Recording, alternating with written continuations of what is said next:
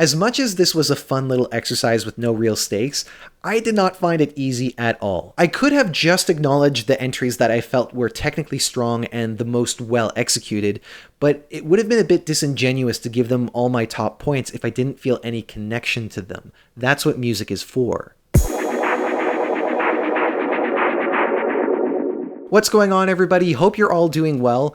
As some of you may know, lately I've been devoting a lot of brain power towards the split system in Eurovision and especially the juries. And one of the results of that was a video that I did where I took a look at the grand final songs from this year and tried to assess them from the point of view of a professional juror. Some of you were requesting another one where I look at this year's semifinalists, and so here we are doing another jury-style ranking video and maybe offering a little bit of justice to some of the songs that got left behind. As with the first video, I'm not going to be using the exact same criteria that are given to the real jurors because I don't have enough expertise to talk about each of those areas in detail, but what I will do instead is focus on 3 areas which are the same 3 things that I tend to focus on when making videos about Eurovision and national selections, and they are song, performance, and visuals. I'm also going to be focusing on visuals more than the other 2 because I have professional experience in television, digital media, and film, and so it's an area where I feel more comfortable addressing specific qualities and features. Now, if you want to hear the full details of what I said about the finalists, you can click on the iCard to go to the first video and use the chapters to find specific songs. For this video, we're just talking about the semi-finalists in detail, and I know that's a bit backwards to how this normally works, but I also wasn't expecting to make this video, and it's just an exercise. So let's dive right into the songs, and we'll begin with the first non-qualifier from semi-final 1. We're kicking off with Malta, who unfortunately finished last in the semifinal. I know there were a lot of people who were hoping that this was going to make it through, and sadly it just wasn't to be. Starting off with the visuals, they had a very unique approach with this, where they had different scenes set up that they moved through very quickly, and I feel like it works pretty well for engagement because you're constantly paying attention. To add to the constant development that they have, they also had some full-screen graphics, which also work as a pretty good cover for certain transitions that need to happen at certain times, so, there's definitely a lot of creativity going on here. Now, it's quite obvious to most people that this isn't the most expensive staging that we have, and while I think that the team did a good job in playing up to that to make it seem purposeful, it's also hard to sell that when you're surrounded by acts that just look more polished and honestly like more expensive. What I think might have helped it look a bit more complete is if they used a more restrained color palette. What they have works. I don't think that the colors are clashing or anything, but I think it could have gone a long way in just making it feel a little bit more complete. And so you have development, you have memorable moments.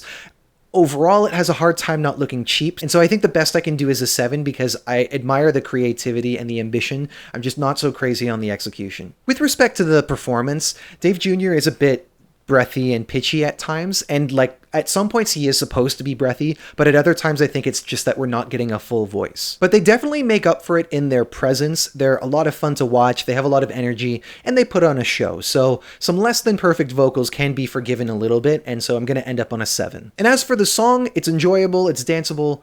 It does depend a lot on the sax hook, which doesn't really change up that much, so I feel like it gets quite repetitive. I feel like they gave us a lot of visual development, but not enough musical development, and if the sax is going to be so central to the chorus, I feel like by the end of the song, it should be kind of ramping up the excitement a bit, and we should see some change-ups in how the actual melody is. And so it's going to be a 6.5 for the song, which is possibly lower than a lot of people would put, but at least I can say that I admire the spirit of the band, and I would definitely welcome them to come back with something that's a little bit more competitive. The next of our non-qualifiers is Latvia, who just missed out on the final by 3 points, and their biggest supporters were actually the rest of the world, who put them 3rd in their televote.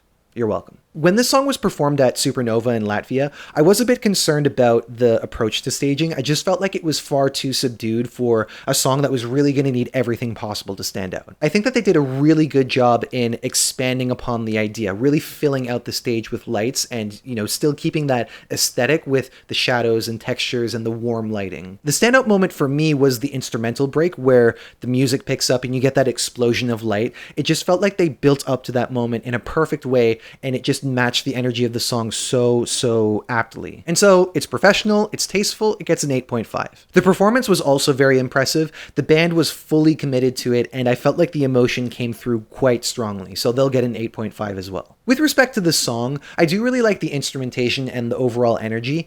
I find that the lyrics have some phrasing issues where it feels like some of the lines just don't fit neatly into the melodies. For that reason, it's going to be a few marks off, still a 7.5, a great effort overall, and one that I'm really happy made it to the Eurovision stage regardless of the result. Our next non-qualifier is Ireland. Lately, it seems like Ireland has a really hard time matching the aesthetic of their songs with the aesthetic of their staging, because so much of this feels like the total opposite of what they should have done. The best thing that this song had going for it was that it had this stadium rock sound, kind of like U2, to use an Irish example. And so they could have played into that by giving us like a really big light show, some silhouettes, and make it look cool. But instead, they gave us something that looks like it was inspired by Austin Powers and Goldmember. They really missed the mark here, and I don't really see anything else in the staging that makes up for it, apart from it being technically passable.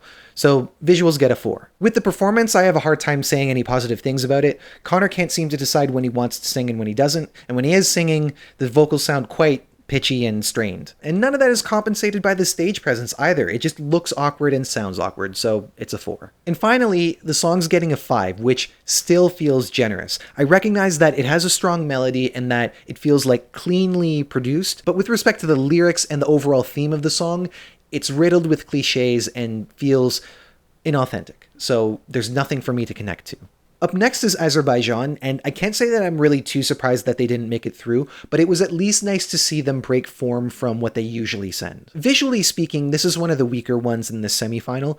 The choices that they've made here are, in my opinion, just not interesting enough to justify 3 minutes of airtime. It's entirely centered around the two of them standing on a broken heart, looking straight ahead, and the only added features that we get are some filters and screen splitting. I will say that their retro wardrobe did catch my attention. It's quite a nice look for the two of them, but because there's very little engagement from a visual point of view, the best I can offer is a 5.5. Vocally speaking, I can see that they're talented singers, they harmonize pretty well together. There were a few misses and sync issues, but overall it was decent, so I'm going to settle on a 7.5. And the song is another one where I can appreciate certain elements of it. In particular, I really like the melody in the chorus, the vocal melody, because it's very pleasant and it stands out in my mind quite a bit.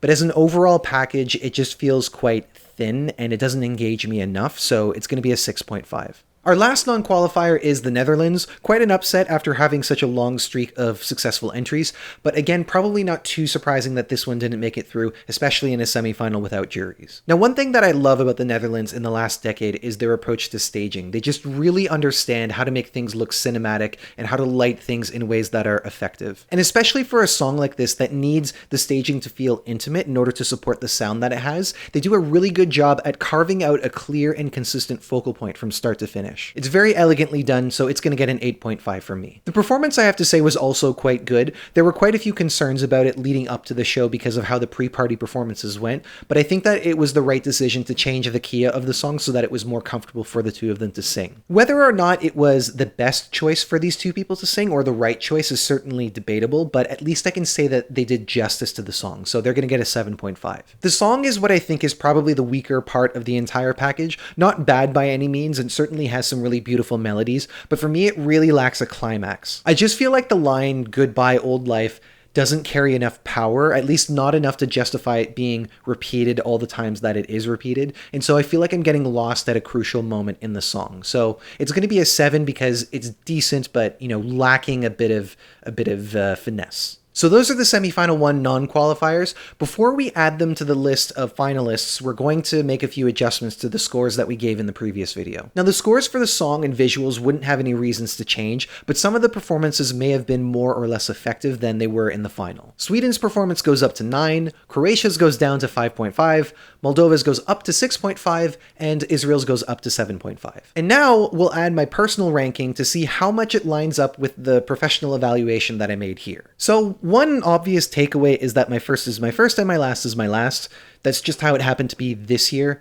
This has actually been the first time in the 4 years that I've been following Eurovision that the song that I liked most actually won the show. There have been other years where the song that I liked least was actually widely loved and quite successful, and I was always able to, in my commentary, talk about the strengths. In this case, I'm pretty sure most people could understand why this song and performance was maybe not the best one. Within the range of songs that are getting points, considering that for the purposes of this video I'm a one-person jury, there are clearly songs that I'm not that crazy about, but still willing to reward their efforts. In this case, Latvia's getting 10 points, despite the fact that it's well outside my personal top 10, and Czechia, Netherlands, and Switzerland are also getting decent points over Croatia and Moldova, which are songs that I'm substantially more interested in. Overall, I of course think this is a pretty fair assessment. Obviously someone else's would look different, but that's what would make for a better overall score, having different people recognize the qualities in different songs. But anyway, on to semifinal 2. We start off with Denmark with a song that is certainly directed at a younger audience, but one that I can certainly recognize some strengths in as well. Visually, we have a very strong color palette made entirely of pastels, definitely fits the youthful vibe that they're going for, and makes the performance easily recognizable. With respect to the movement, it's a bit too static for my liking, but it's not completely devoid of energy, and at least has some pretty substantial development throughout. There were obviously some execution problems as well, but I feel like that falls more on the performer than anyone else, so some issues, but not a poor effort overall. It's going to be a 7.5. The performance was considerably weaker. Riley was quite pitchy throughout, and I think that might have something to do with the fact that he was singing over a vocoder. I've heard that it's hard to distinguish your own frequencies when you have so many of them coming at you in your ear. At the same time, though, it's the performer's job to sing the song and engage with the audience. At least I can say that Riley has some stage presence, but probably not enough to carry a song like this at this point, so it's going to be a 5.5. And for the song itself, I actually quite enjoy it. The production is very clean. I really love the punchy percussion and the bass line, and the melody is quite easy to remember. It didn't take me very long to identify the song. Where it kind of loses me is the fact that it is quite repetitive, which is tolerable to a point, but by the end of the song, we're still repeating the same lines over and over, and I feel like it needed something more to elevate it a bit. So in the end, it's a 7.5.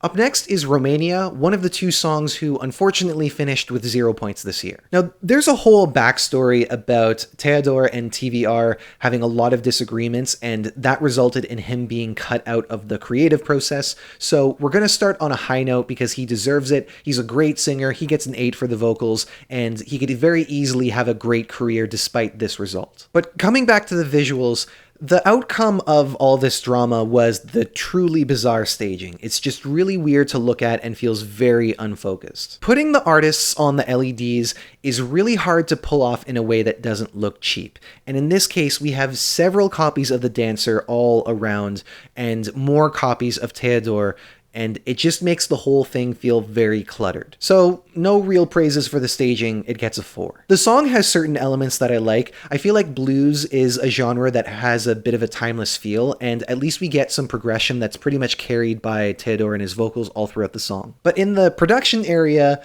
I feel like this is the opposite of Denmark in the sense that it feels quite cheap, and I find it uncomfortable to listen to, so unfortunately it's going to be a 6. Following that is Iceland, which would really be the song that I would have saved from the semifinals if I had the choice. I really enjoy this entry and have come back to it a lot since the end of the show. I feel there are a lot of strengths in the visuals here. The lighting jumps out at me as being very effective. We get colors and shadows, always a plus with me, and the combination of green, blue, and purple is like the perfect color palette that I associate with this sound, which is always something that's really delightful when you get that kind of match in your mind. I also like that the staging is essentially built around Diljau and her energy. She carries the song all the way through and is a lot of fun to watch. The area where things kind of fall apart is where Diljau moves to the spinning platform.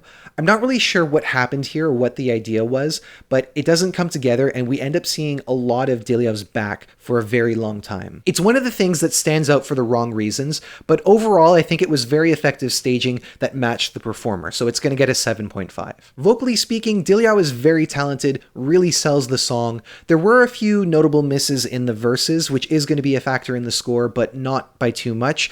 If this were vocally flawless, then I would consider this up there with Marco Mengoni, Remo 4, Alika, maybe even Loreen too. And as a side note, I would really love to hear Diljau do a cover of Tattoo with this exact drum and bass style sound, because I think it would be really cool. But anyway, Vocals get an 8.5. And finally, with respect to the song, a really effective melody, great production, has a clear narrative in the lyrics, and I'm very happy that Iceland went with it. It's going to be an 8.5. Our next non-qualifier is Greece. Kind of a rare thing for Greek songs not to qualify, but in this case there are some pretty clear reasons why that happened. Our staging includes more clones, which is still not a good look, but I will say that some of their uses are more creative than they typically are, and these are the two examples that jump out at me the most. At first I was a bit bothered by the choice of colors, the black, white, and tan, but it actually grew on me a bit. It almost is like a nod to classical architecture, and when you pair that with the Greek lettering, it's a more original way of evoking images of Greece rather than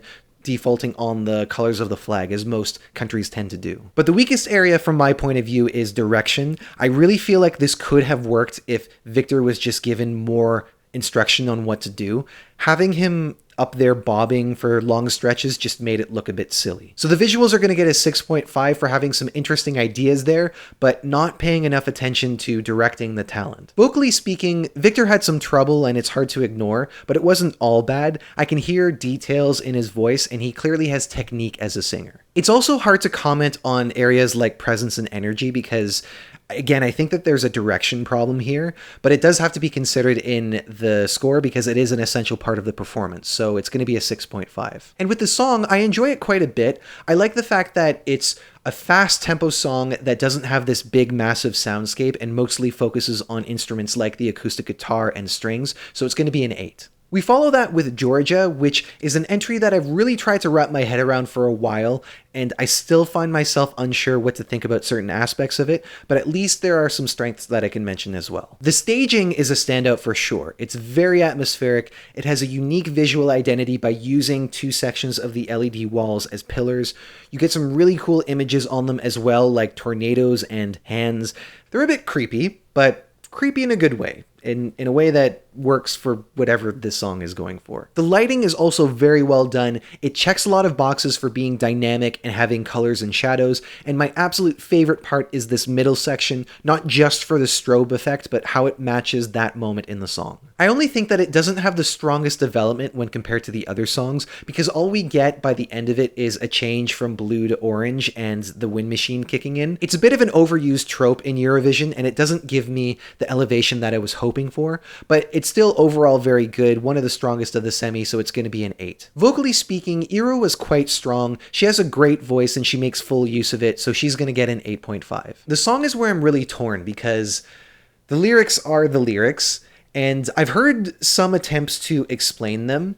I'm just not sure how I or anyone else is supposed to arrive at that conclusion without it being pointed out. At least I can say that I enjoy the sound of it overall and I'm not turned off by anything else, so I can settle on a 7, but I don't think it can go any higher than that for a song that has lyrics like "Thing is Known." Our last non-qualifier of semifinal 2 is San Marino, who brought a fairly competent indie rock performance, but unfortunately came up short in the score with 0 points. Visually speaking, it's hard to assess this one because I feel like what we have here serves the song. But with that said, it doesn't have too many distinguishing features and therefore lacks some memorability. Because it doesn't have any significant problems, I can't really see any reason to mark it down, so I'm gonna settle on a 7. Vocally speaking, Andrea is a solid vocalist. There were some issues with one of the high notes, but overall it was quite good and he comes off as experienced and confident. The rest of the band also fed into the energy quite well, so they're gonna get an 8, definitely a group that I would want to see in a live setting. And with the song, I consider it to be decent. I'm not put off by the lyrics like some people are, although I do accept that it's perhaps not the most elegant way to describe how badly you want someone. I only feel like it's a bit straightforward in its approach, and like the staging, I have a hard time recognizing any distinguishing features within the music. It is easier to identify within this mix of songs in Eurovision because it doesn't sound like a Eurovision song, but I wonder if I would feel the same way about it if I were to see them in a festival with a lot of indie rock acts. So in the end, it's going to be a 7. Alright, so with the non-qualifiers reviewed, we'll go back to the finalists and make some adjustments. Austria's performance goes up to 7.5, Australia's goes up to 8, and Albania is going to go up by a whole point.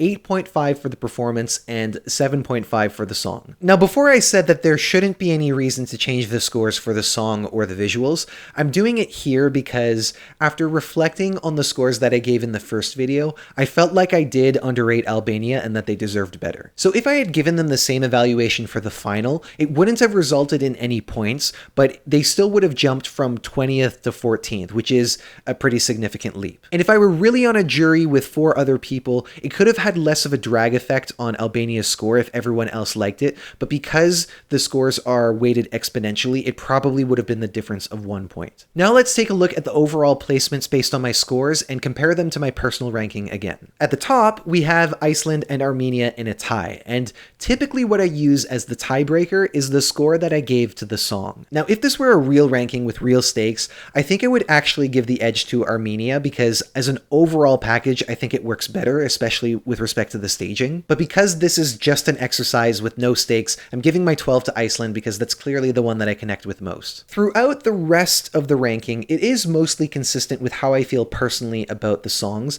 The exceptions would be Armenia, which is above 3 songs that I prefer more, Albania, which is above another 3, and Georgia, which is above 6. One interesting thing about this ranking is that the semi-final winner, Australia, is only getting 1 point from me. And according to some people, that's wrong. How dare I underrate the choice of the public? 2 things to be said here. Firstly, I didn't dislike Australia at all. The reason why it's not that high in my ranking is because I felt like the qualities in other songs needed to be recognized too, and my choice was to give them more recognition. Secondly, if the grand final results were to suggest anything, Australia was among the better acts in the eyes of the juries, so they clearly found other things to appreciate that I liked better in other songs. Therefore, it's pretty safe to say that Australia probably would have done very well with the juries in the semi-final anyway, and they wouldn't have needed someone like me to also rank them high. But anyway, that's the ranking for semifinal 2, and with that, we've now talked about every song. Now in the first video, we compared how I voted to how the actual juries voted, but because that data isn't available to us in the semifinals, there's nothing we can say about it. So instead, I just want to wrap up with a few thoughts and then maybe I can go a week or so without saying the word jury. There are clearly a lot of opinions about giving a select group of people this much power. And based on what I've been reading, it seems that a lot of people do see the value in having juries, but not all of them are satisfied with how they're selected, the criteria that they operate under, how many of them there are, or what level of power they have in the show. But an aspect of that I see repeatedly is this insistence on how the jury should be voting. And you see that in people saying things like they're not following the criteria, they need to write out reasons for why they voted the way they did, they need to follow a rubric, or they should be voting more objectively, things to that effect. So with respect to writing out reasons and following rubrics, there's no time for that. The juries watch the show in real time, just like the audience does, but on the night before. Had I not been making a video where I needed to explain my reasoning to you,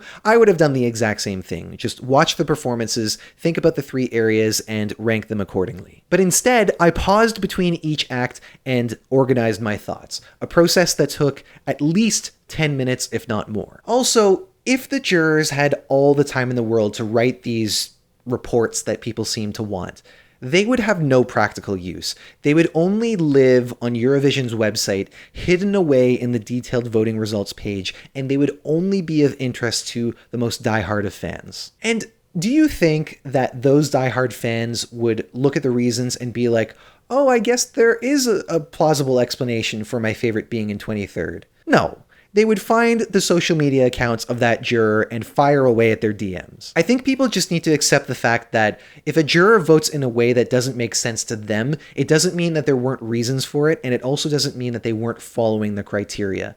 I gave my reasons for the rankings that I made, even if they were against the choice of the televote, or the juries, or the fandom, and I stand by them, of course. Now, with respect to this idea of objectivity in music, it's a big philosophical topic that none of us have time for. Most people settle on the idea that art is subjective, and that's certainly true, but perhaps it's not the whole story. With that idea in mind, there was something that came up when I was showing the first jury ranking video that I did to my partner, who has professional experience as an actor and gives me a lot of valuable feedback. I said to him that I regretted some of the talking points that I made when talking about my reasoning for the songs, because I felt like it was too personal, and when editing the video, I felt like I could have phrased things in a way that didn't make it about me and my feelings. But his response was, well, a big part of what the artists are trying to do is to establish a personal connection. And if you're saying that you love the song for all these reasons, you're proving that they did that. And hearing that was reassuring, because as much as this was a fun little exercise with no real stakes, I did not find it easy at all. I wanted to make sure that I was putting forward a fair assessment, and I had second-guessed myself a lot. I could have just acknowledged the entries that I felt were technically strong and the most well-executed, but it would have been a bit disingenuous to give them all my top points if I didn't feel any connection to them. That's what music is for. That's why I think 50-50 is the right approach, because the public has the right to vote as they please without having to justify themselves. The jury is required to rate all the songs and look at them through a professional lens. They might not be able to give you all the details for why they placed all 26 songs in their respective rankings, but if asked about their top 10 or top 5, they would most likely be able to talk about each of them and how they fit the criteria. And the best part about that is that there would be different reasons for different songs. We never see the juries voting for the exact same entries, and if we did, we would see a lot more 0 points given out. And so the fact that there is a subjective but professional rating of the songs is, in my opinion, really important. You can disagree with the results or who gets selected to be on the jury, but at the end of the day, we can't pretend like Eurovision would have the same cultural relevance that it has now if it weren't for this system. But the other thing to accept is that this debate will never end. Next year, it will be another set of controversies and robberies, and the juries will be the first ones to blame. It's just part of the life cycle. Feel free to share your rankings in the comments as well. Some of you did that last time, which I thought was pretty cool. And let me know which is your favorite non-qualifying song. Would you have saved them from not qualifying? If you want to know more about the split system and how it led to the results of this year, you can check out this video here. And if you haven't done so already, I would love if you subscribe to the channel so that we can keep chatting about Eurovision as Malmo 2024 approaches. Thank you so much for watching, and I hope to see you next time. Take care.